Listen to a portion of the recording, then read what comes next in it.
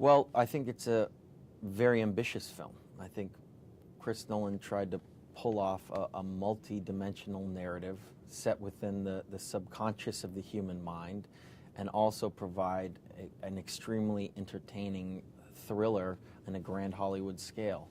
But also, you know, and you're dealing with surreal worlds here. You're dealing with surreal worlds and, you know, almost an existential film at times. But at the same time, you're very deeply rooted in these characters' journeys to come to terms with the truth of their past and accomplish this underlying goal that they have. And my goal in the movie is to get back home to my family. I mean, I'm in the black market of the dream world. My job is to infiltrate people's minds, extract information, and here we are trying to pull off this grand scale idea of planting something in somebody's mind. So I'm assembling a team of people to do that, and I think the audience is with all these characters on that journey. They're experiencing these experiences with them for the first time, and that's what Chris Nolan managed to do in a plot structure that makes it engaging for an audience.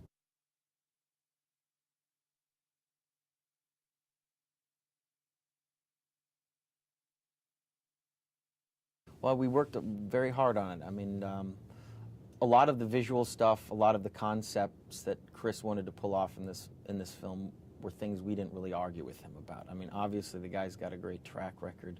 He's done amazing work in the past. He's pulled off concepts like this and made them digestible for an audience.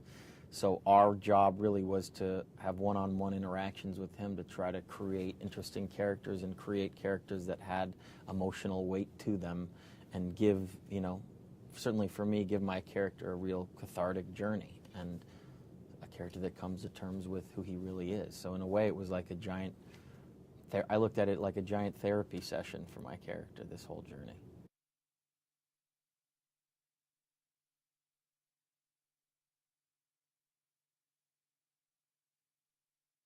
I think it's very difficult to put an exact science on in the dream world. I think obviously there are things that we repress in our emotions, thoughts that we have in life, concepts, you know, fears that submerge during that state of dreaming, that unconscious world. And to put an exact, you know, science on it is very difficult. And I try to do the traditional sort of approach to this movie where I was, you know, reading up on dream analysis and the meanings of it. And at the end of the day, this is a very specific dream world that's in the mind of Chris Nolan. So all the research came from the creative talks with him and had to be looked at in a different way.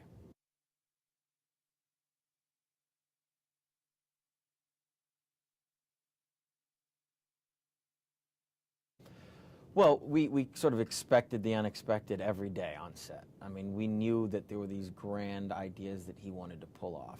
But what's really interesting about Chris is, and I remember meeting him years and years ago, you know, he likes to put cultural references or things that we kind of understand in the world that we live in into science fiction. So you're never truly detached from what you see.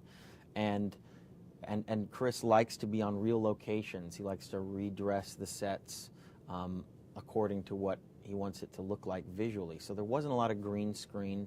There wasn't a lot of things that made us feel like we weren't really there. We were in these real places around the world, and we felt, and it helps us as actors. It really grounds you.